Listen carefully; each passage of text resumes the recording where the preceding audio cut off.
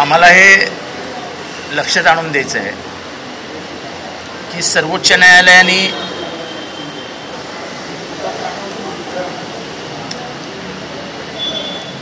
एक निर्णय दिला होता 4/5/2022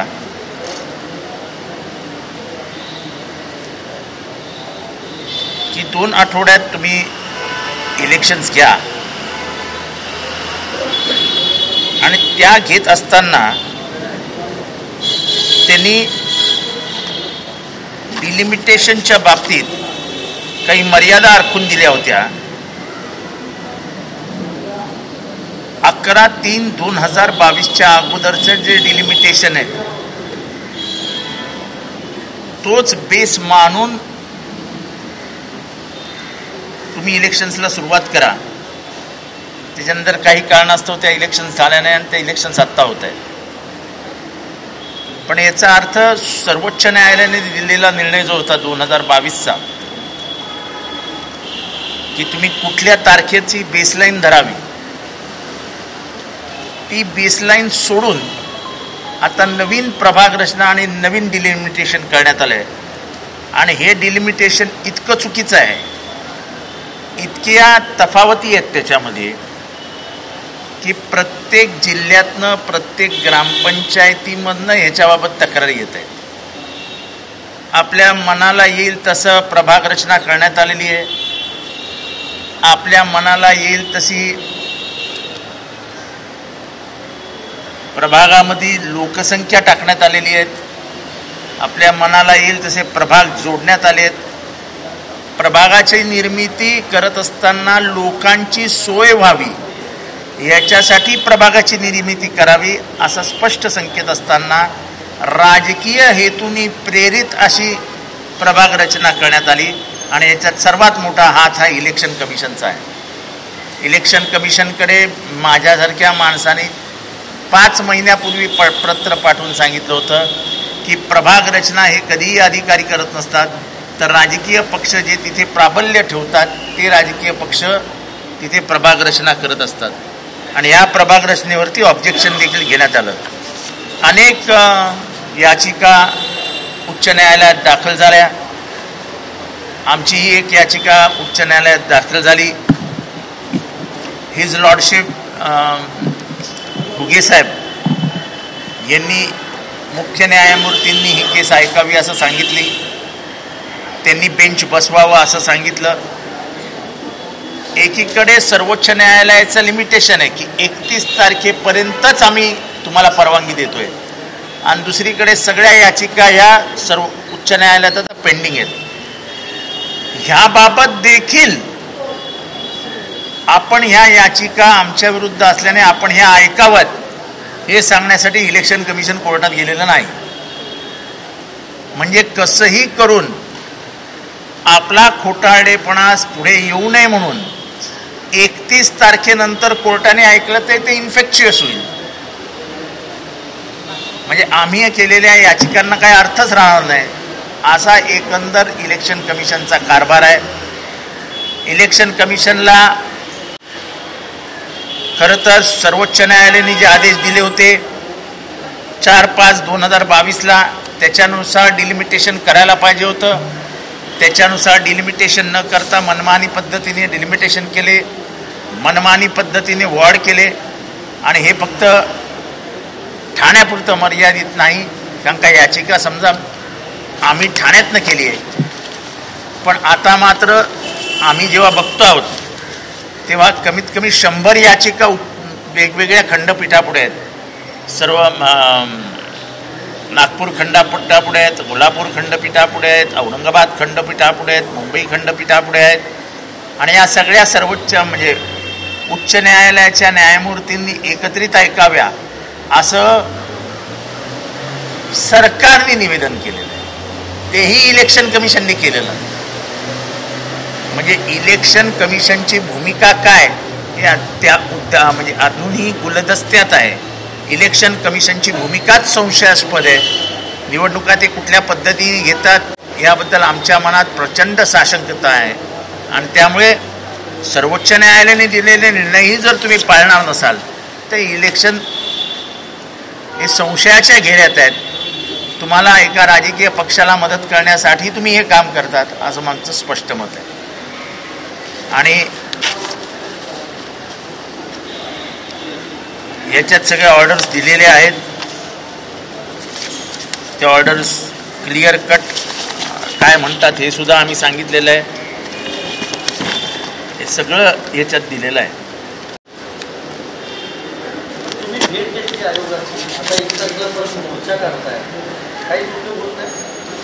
काय काय सध्या म्हणजे मोर्चा हे बघा, लोकशाहीमध्ये एकीकडे एस्टॅब्लिश्ड इन्स्टिट्यूशन्स असतात. त्या इन्स्टिट्यूशन्सच्या मनमानी विरुद्ध लोकांचा उद्रेक दाखवावा लागतो. तो उद्रेक दाखवण्याचं आमचं काम आहे. आज नाहीतर उद्या त्यांना जाग येणारच. हे जास्त दिवस चालत नाही. म्हणजे शिरूर मतदारसंघामध्ये एका घरामध्ये 188 वोटर आहेत, घर नंबर 1. आणि सरकारने लिहून दिलंय की असं घर नंबर 1 नावाचं घरच अस्तित्वात नाही. गावामध्ये लोक गेली शोधायला तर तिथे त्या गावामध्ये घर नंबर 1 किंवा ते त्या प्रकारची माणसंच नाहीत. 188 माणसं त्या गावात सापडलीच नाही. अशा पद्धतीने जर इलेक्शन होणार असतील तर आश्चर्य.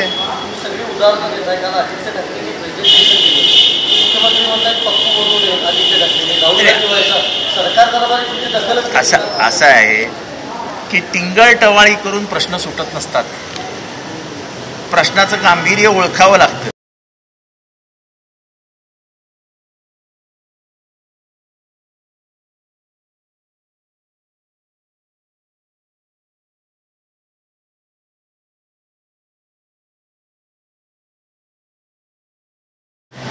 त्यांची पूर्ण प्रतिमा मलिन करण्याचा प्रयत्न झाला.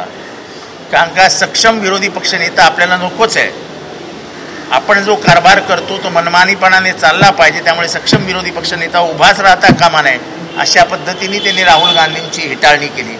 पण आज जेव्हा पर्याय समोर दिसतोय तेव्हा राहुल गांधी यांना पूर्ण जगभरामध्ये अत्यंत सन्मानाने, विश्वासाने आणि गांभीर्याने घेतलं जातं. आज जगातल्या जवळजवळ 180 विद्यापीठांनी त्यांना आपल्या विद्यापीठामध्ये भाषण देण्यासाठी बोलवलं. जगामध्ये जेव्हा विद्यापीठ तुम्हाला भाषण द्यायला बोलवतं तेव्हा तुमची कुवत, तुमची बुद्धिमत्ता याची ती परीक्षा असते, त्याची ती ओळख असते. परंतु तुम्ही ज्या पद्धतीने हे आरोप लावताय, आता तुम्ही जे काही मुद्दे मांडतात की एका घरामध्ये 188 मतदार वगैरे आहेत, परंतु सत्ताधारी म्हणतात की हा तुम्ही एक नरेटिव्ह सेट करताय. सगळा ज्या पद्धतीने लोकसभेत नरेटिव्ह सेट केला असं आहे. नरेटिव्ह सेट करतोय तर आम्हाला माणसं दाखवा. आम्ही गाव सांगतोय, घर सांगतोय, आम्हाला माणसं दाखवा. या माणसं कशी काय नोंदवली गेली ते सांगा. एकीकडे इलेक्शन कमिशनचे अधिकारी लिहून देतात आमच्या आमदाराला की ही माहिती गुप्त ठेवण्यात आली, कुठल्याही मतदाराची माहिती देणं योग्य नाही. दुसरीकडे चोखलिंगम मला सांगतात या अधिकाऱ्यावर कारवाई करू. ही गुप्त नाही आहे, तुम्हाला माहिती द्यावीच लागेल. म्हणजे हा विरोधाभास आहे. खालच्या अधिकाऱ्यांनी उडवाउडीची उत्तरं द्यायची, वरती आले की सांगायचं नाही ना कारवाई करतो. सगळं एका राजकीय पक्षाच्या दबावाखाली इलेक्शन कमिशन काम करत आहे असं आमचं स्पष्ट मत आहे. आणि हे आम्ही आज म्हणत नाहीये. ते विधानसभेच्या निवडणुकीच्या आधी 1 महिना 18 ऑक्टोबर 2024लाच आम्ही सांगितलं होतं की तुमचे कंप्लीट इलेक्शन मशिनरी मॅनेज झालेली आहे. तुम्ही वारंवार पुरावे देत आहात. आज तुम्ही पुरावे देत आहे. केला जातोय बिहार किंवा अन्य 5 राज्यांमध्ये SIR म्हणजे इंटेन्स इन्स्पेक्शन ते केले जाते, पण त्यात महाराष्ट्राचं नाव नाही.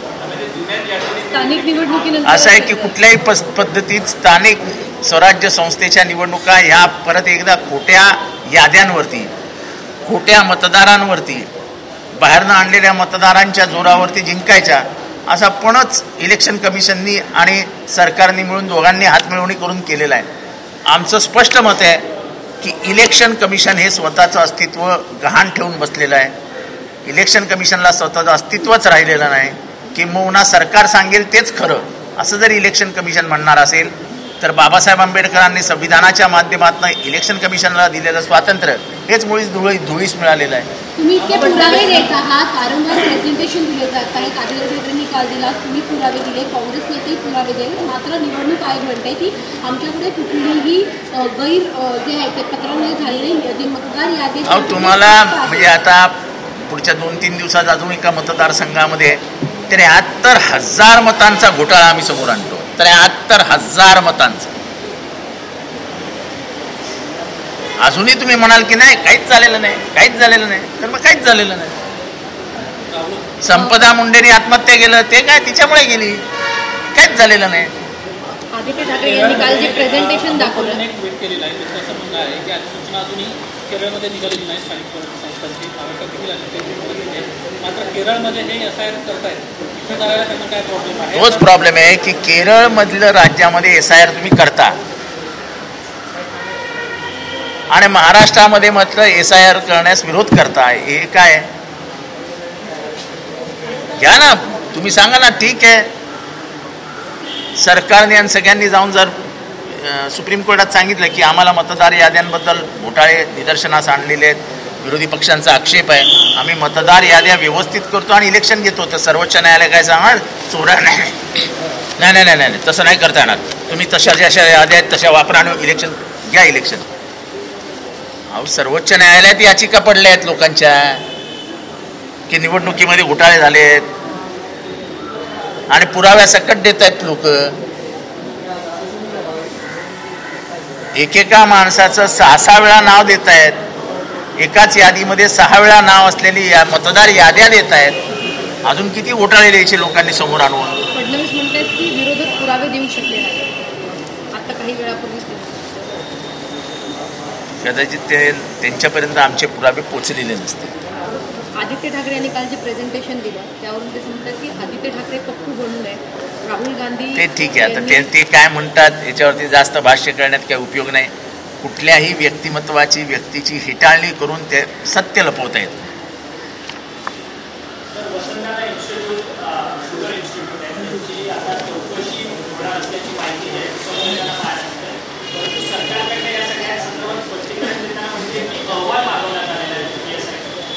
असं आहे की BSIचे मेंबर कोण आहेत?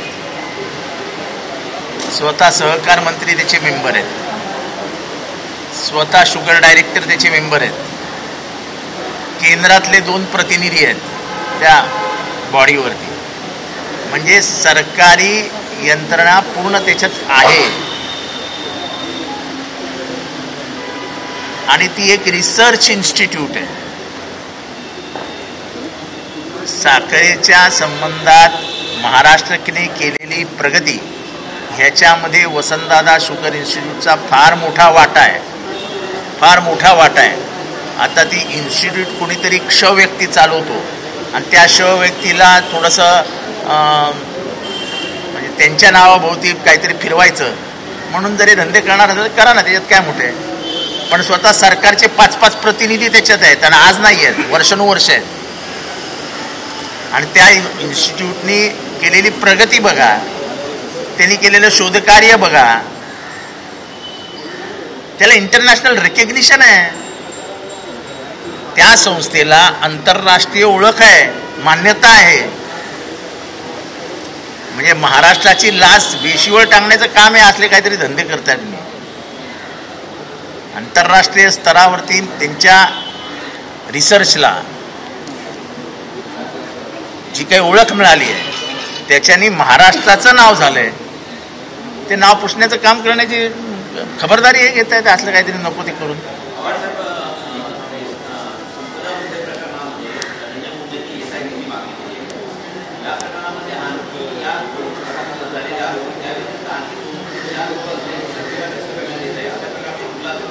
काय काय नाही कळलं नाही.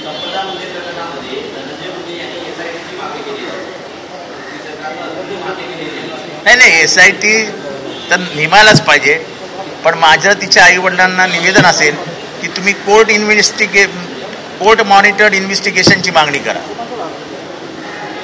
कारण का सरकार ज्या पद्धतीने या प्रकरणात वागलंय, हे प्रकरण परत दाबण्याचा प्रयत्न होईल. जसं सूर्यवंशीचं प्रकरण दाबण्याचा प्रयत्न झालं, जसं गणेश शिंदेचं प्रकरण दाबण्याचा प्रयत्न केलं, संतोष शिंदेचे कुटुंबीय मजबूतीने उभे राहिले म्हणून संतोष देशमुख म्हणून ते प्रकरण दाबता आलं नाही. अन्यथा हे सगळ्या इन्स्टिट्यूशनल किलिंग आहेत, ह्या इन्स्टिट्यूशनल मर्डर्स आहेत आणि त्यामुळे सरकारी हस्तक्षेप झाल्या कारणाने ह्या हत्या झालेल्या आहेत. ह्या हत्या दडपण्याचा प्रयत्न केला जातो आणि त्यासाठी ह्याच्यावरती कोर्ट मॉनिटर्ड इन्व्हेस्टिगेशन असावं. SIT तर असावीच. धनंजय मुंडेंनी जी मागणी केली आहे त्याला आमचं समर्थन आहे, पण त्याचबरोबर त्याच्यावर कोर्ट मॉनिटर्ड असावे. शेवटी इन्व्हेस्टिगेशन SIT असेल तरी मंत्रालयातनंच कारभार हाकणार आहेत ना, त्यामुळे सत्य सामोरे येईल याची काही शाश्वती देता येत नाही.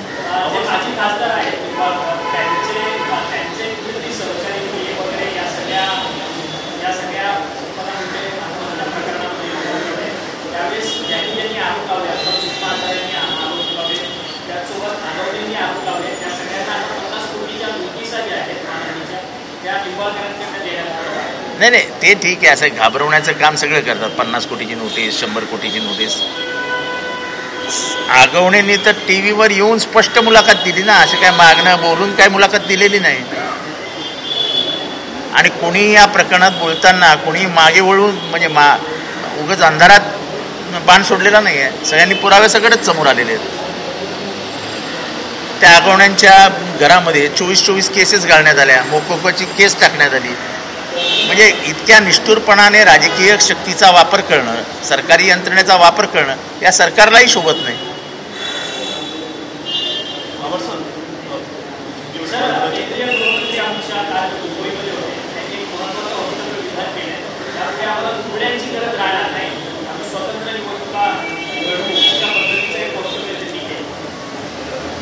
आम्ही काही त्यांच्याजवळ नाही.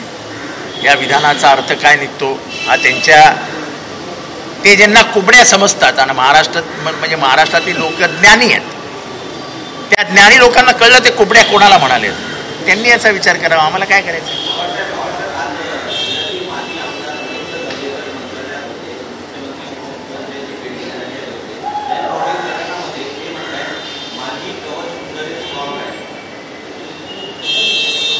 आता असं आहे की या सरकारमध्ये काय चालू आहे महाराष्ट्राला काय आता लपून राहिलेलं नाही.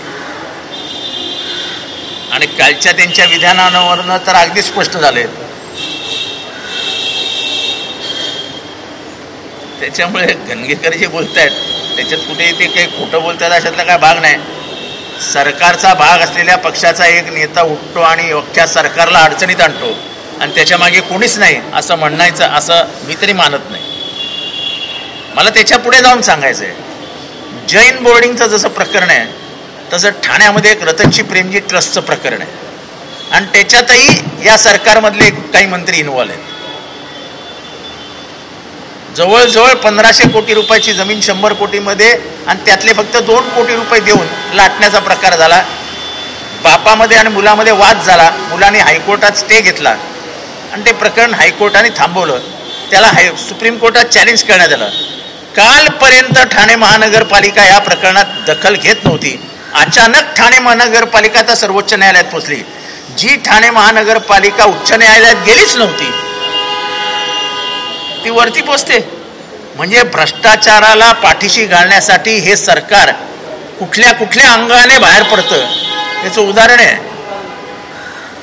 ठाणे महानगरपालिकेचं कोर्टात केस चालू होती सर्वोच्च न्यायालयात, उच्च न्यायालयात. ते उच्च न्यायालयात का गेली नव्हती ठाणे महानगरपालिका? हे जैन बोर्डिंग सारखंच प्रकरण आहे. फक्त जैन बोर्डिंगमध्ये खूप मोठी बोंबाबोंब झाली आणि संपूर्ण सरकार अडचणीत येते म्हटल्यावर मुख्यमंत्र्यावर त्याच्यावर स्थगिती देऊन चॅरिटी कमिशनरीने ते कॅन्सल केलं आणि आपलं तोंड पडदा टाकण्याचा प्रयत्न केला. ठाण्याचं प्रकरण उघड आहे, उघड. आतापर्यंत फक्त 2 कोटी रुपये दिले ट्रस्टला हजारो कोटी रुपयाची जमीन गिळंकृत करण्याचा प्रयत्न झालेला आहे. त्या ट्रस्टच्या ट्रस्टीजवरती 5 FIR पडलेत. 5 FIR. आजपर्यंत पोलिसांनी एकाही FIR वर कारवाई केलेली नाही. या ट्रस्टच्या जमिनी अशाच खायच्या, या सरकारचा नवीन प्लॅन दिसतोय.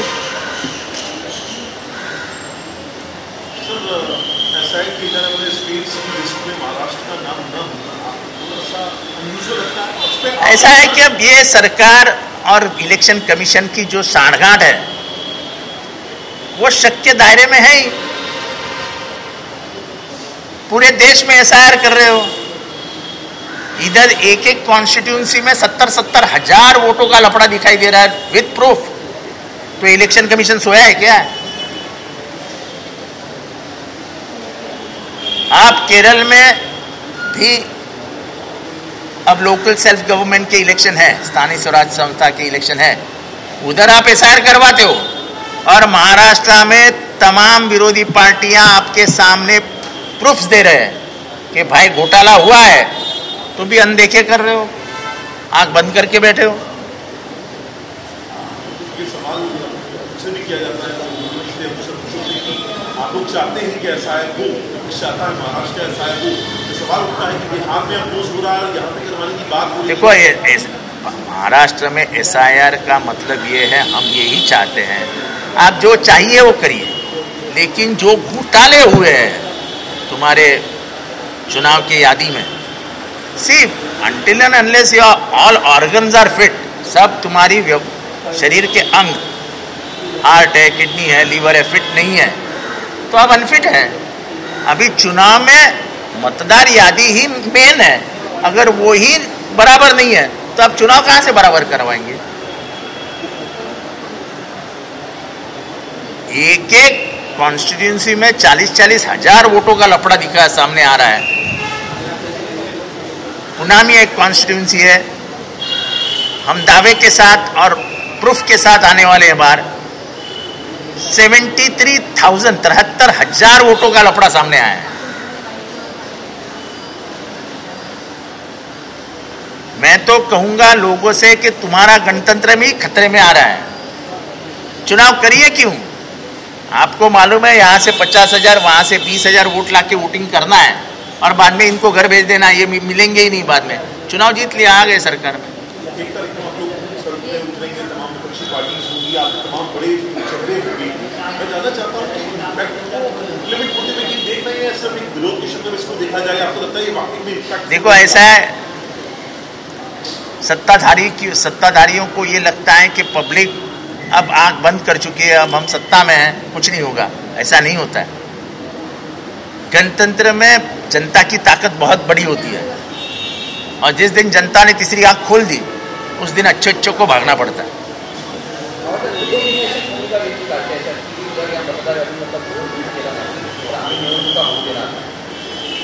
नहीं, ऐसा है कि हा उद्रेक आहे, हा राग आहे.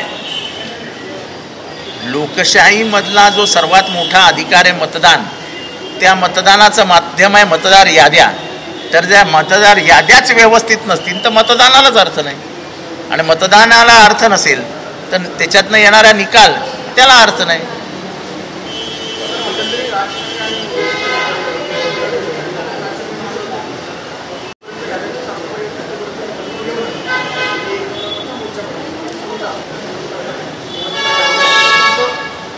आता जर आणि तरवरती उत्तरं देता येत नाही ना प्रेसमध्ये. बघूया, आता पहिला मोर्चा तर निघू द्या आमचा.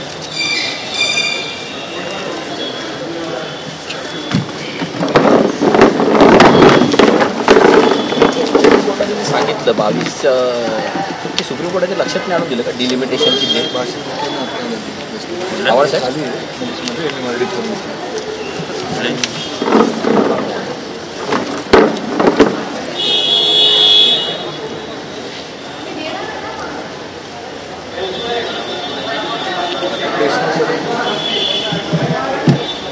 तर तुम्हाला याच्यातलं काही डिटेल्स माहिती असेल तर ही प्रेस नोट आहे.